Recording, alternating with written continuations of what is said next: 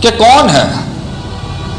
ان سے اگر آپ ان سے پوچھیں گے کہ کون ہے جو زمین آسمان کا خالق ہے، امن یخرج الحی من المیت و یخرج المیت من الحی، زندے سے مردہ، مردے سے زندہ کون کرتا ہے. ومن یملک السمع والابصار، سننے اور دیکھنے پہ کون قادر ہے؟ کون ہے سننے دیکھنے مالک کون ہے؟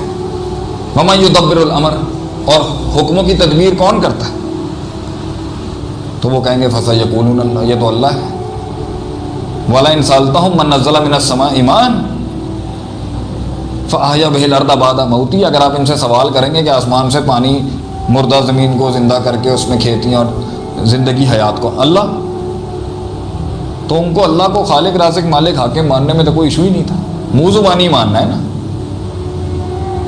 منہ زبانی کہنا نا کہ اللہ بڑا ہے، تو یہ ان کے لیے کہتے ہیں، ہمارے لیے تھوڑی کوئی بڑی بات، یہ تو مانتے ہیں اللہ. لَيَقُولُنَّ اللہ، لام بھی لگایا ہوا ہے تاکید کا، آگے نون ثقیلہ خفیفہ بھی لگا ہوا ہے آگے. لیکن جب ان سے کہا گیا نا کہ اللہ کو الہ ایک مانو، تو ان کی چیخیں نکل گئیں آگے سے. اجعل آلہۃ الہ واحد، آپ نے سارے الہوں کو ایک کر دیا. ان ھذا لشیء عجاب، یہ تو عجیب ترین بات کی آپ نے. الہ کیسے ایک ہو سکتا ہے؟ رب تو ایک ہو سکتا ہے، کائنات کا خالق مالک رازق حاکم کریٹر نرشر. الہ کیسے ایک کر دیا آپ نے؟ کیونکہ اس الہ کے اندر اس نفس کی کنوینئنس کو چوٹ پہنچ رہی تھی کہ میں اپنی مرضی کی جو زندگی کی تحریک، اپنی مرضی کی جو زندگی کی جو مقصدیت، اپنی مرضی کی جو زندگی کے اندر جو قانون، اپنی مرضی کی زندگی کے اندر جو لائے عمل، اپنی مرضی کے اندر جو زندگی کا میرے اوپر جو کنٹرول اینڈ کمانڈ کا آرڈر ہے، اپنی مرضی کی زندگی کی جو چودراہٹ اس میں جانی تھی، اور اپنی دو اینٹ کی جو بنائی ہوئی تھی، اور پھر اس کے اوپر ایک بہت بڑی اکانومک ڈرائیو چل رہی تھی، اور اس کے اوپر لوگوں کے پورے کاروبار چل رہے تھے، اور اپنی چودراہٹیں چل رہی تھیں، اور جو ایک پورا سٹیک اس کے اوپر تھا، پھر پورے قبیلے جڑے ہوئے تھے، پھر وہ ایک بت نہیں تھا، وہ ایک ہستی تھی جو کیش ہو رہی تھی، اس کے نام پر لوگوں کو بیوقوف بنایا جا رہا تھا، لوگوں کو کنٹرول کیا جا رہا تھا. وہ الوہیت کو ختم کر کے اگر اللہ کو وہ اینڈ دے دیا جاتا تو پھر بندے کی کیا حیثیت رہتی؟ یہ تھا لا الہ الا اللہ، اس پر انہوں نے کہہ دیا ان ھذا لشیء عجاب. ھذا سے پہلے ان، شیء کے اوپر لام، عجیب کی جگہ عجاب، تین تاکیدیں ہیں اس کے اندر، تو وہ چیخ ہی پڑے آگے سے. اور بلاغت کے قاعدے کے مطابق عربی میں یہ انکاری جملہ تھا. ان بھی لگا ہوا ہے، لشیء بھی لگا ہوا ہے، عجاب بھی ہوا ہے. یہ انکار تھا ان کا، اور بڑا سارا سخت انکار تھا ان کا، بھائی یہ نہیں ہم لے سکتے. تو آج ہمارے یہاں بھی یہی ہے، اپنی مرضی کا ہے، اپنی کنوینئنس کا. کسی کو فلاں والا پسند ہے تو کسی کو فلاں والا پسند نہیں ہے، کسی کو فلاں سپیکر پسند ہے، کسی کو تو فلاں سپیکر پسند نہیں. وہی بات وہ کرے تو ٹھیک ہے، وہی بات وہ کرے تو پسند نہیں. کنوینئنس، مزاج، کلچر، سوچ. مگر یہ نہیں دیکھنا کہ جمیع تر مفاد میں ہائر گڈ کیا ہے، کیا کچھ قربان کرنا پڑتا ہے تھوڑا کچھ جمع کرنے کے لیے. تو اپنی بات چھوڑنے کے لیے، اپنی بات قربان کرنے کے لیے، اور دنیا کے اندر وہ کرنے کے لیے جس کے لیے انسان بھیجا گیا ہے، اور اس معرفت کو قائم کر کے رکھتے ہوئے اس میں جانے کے لیے چھرے چلانے پڑتے ہیں اپنی نفسیات پر، چھرے. اور ہم ڈر کو یہی ڈر ہے، یہی ڈر ہے کہ اتنا سب کچھ چھوڑ کے آئے پھر مذبذب ہو جائیں گے. تو حتمی چیز کیا ہے. تو میں اس کا مطلب یہ تھوڑی ہے کہ ہر چیز ہی غیر معین رکھیں. کچھ چیزیں پرنسپل اور اسٹینڈرڈائز رہیں گی، جیسے میں نے کہا لا الہ الا اللہ ہمیشہ اسٹینڈرڈائز رہے گا.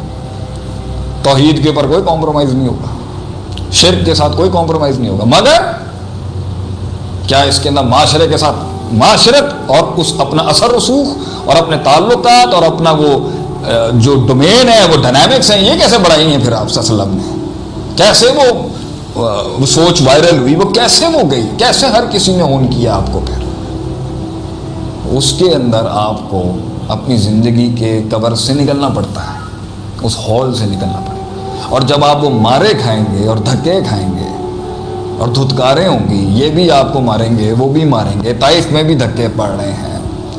بعض لوگوں نے تو نبی صلی اللہ علیہ وسلم کو جب اوس خزرج سے ڈیل نہیں ہوئی تھی تو یہ بھی آفر کی تھی کہ نبوت میں پارٹنرشپ کرنی ہے، نعوذ باللہ. حکومت آپ لے لیں، نبوت ہمیں دیتے ہیں، یا نبوت آپ لے لیں تو حکومت دیتے ہیں. یہ مختلف ٹرائبز تھے جن کے پاس آپ بیچارے علیہ الصلوۃ والسلام فدا کا ابی و امی جا رہے تھے کہ مکے میں اب کیونکہ بات نہیں بن رہی تو کہیں اور جائیں، تو نبی صلی اللہ علیہ وسلم نے ہر حلقے کو ایڈریس کیا، تو 40 سال کیوں روکا گیا ان کو؟ کہ ان کی اندر کی وہ انرجی اور ان کے اندر کا وہ ایکسپیرینس اور ان کی پرسنالٹی وہ پوری دنیا کے لیے جو ایک عالمگیر مثال بننی تھی اس کو ضبط کر سکے، اور وہ کر چکے ہوئے تھے۔ تعصب کے ساتھ آپ کیسے پھیلائیں گے چیزوں کو؟ تعصب کہیں اخلاق چلتا ہے، کہیں اخلاق چلتا ہے، کہیں جوان چلتا ہے، کہیں بزرگ چلتا ہے، تو قیادت میں تو اتنی وسعت ہونی چاہیے کہ وہ سوسائٹی کے ہر فیکٹر کو انسٹیگیٹ کر سکے۔ تو جب اس کے اندر دکھ ہوگا نفس کو، درد ہوگا نفس کو، تکلیف ہوگی نفس کو، چوٹ لگے گی، نفس سیلف پٹی میں جائے گا، روئے گا اپنے، تو کون سی پاور ہوتی ہے جو اس کو بیلنس کرتی ہے؟ وہ معرفت، ان تعبد اللہ کانک تراہ فإن لم تکن تراہ، اللہ سے تعلق اسے حوصلہ دلاتا ہے کہ جان دے، اللہ کی خاطر ہے جان دے، اللہ کی خاطر ہے جانے دو، سن لیتے ہیں اس کی، اللہ کی خاطر بیٹھ جاؤں گا آپ کے ساتھ، اللہ کی خاطر سن لوں گا آپ کی، اللہ کی خاطر میں یہاں نہیں جھکوں گا، اللہ کی خاطر مزاج رکھوں گا یہاں، ذات کے لیے نہیں ہے، لیکن یہاں اگر چودھری بننا ہے نا تو اللہ کی خاطر بنے گا، یہاں ہلکے نہیں آئیں گے، یہاں اپنا تواضع اختیار کریں گے، یہاں چلے جاتے ہیں اگلوں کے قبیلے میں، اگلے کی برادری میں چلے جاتے ہیں، اگلے کی یونیورسٹی میں چلے جاتے ہیں، غم نہیں ہے، دیکھ لیتے ہیں کیا ہوتا ہے، ہماری بیسک پرنسپلز تو ٹھیک ہے نا، ڈرنا کس بات کا؟ دنیا سے کیا ڈرنا اگر رب کے ساتھ تعلق مضبوط ہے؟ ہاں، لیکن اگر دنیا میں جاتے ہوئے وہ تعلق کمزور ہو کے وہ دنیا بڑھ گئی اور وہ تعلق کم ہو گیا تو فتنہ ہے، تو بربادی ہے۔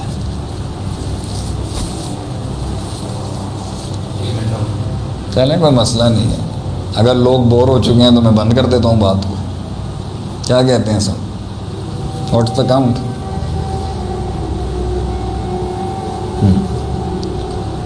تو جب انسان اس دنیا کی اس پیچیدگیوں کے اندر اپنی انرجی کو اس ایکسپیرینسڈ 40-35 تک پہ لے جانے تک کے لیے وہ جو مارے کھاتا ہے نا، کیا چیز اس کو ہمت دلاتی ہے؟ اللہ، جنت، آخرت۔